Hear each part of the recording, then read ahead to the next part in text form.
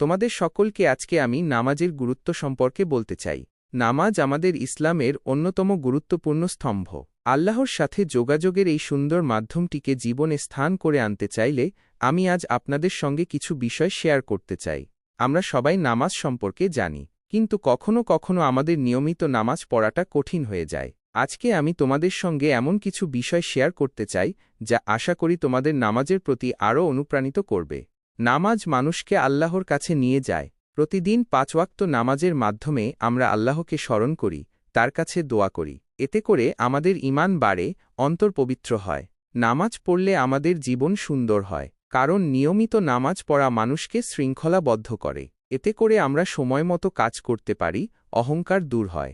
আরও অনেক সুবিধা আছে নামাজের। নামাজ পড়লে আল্লাহ খুশি হন, জান্নাতের আশা জাগে। তাই চলো সবাই মিলে নিয়মিত নামাজ পড়ার অভ্যাস গড়ে তুলি। এখন আমি তোমাদের কিছু প্রশ্ন করব। তোমরা কি মনে করো নামাজ পড়লে আমাদের জীবনে কেমন পরিবর্তন আসে?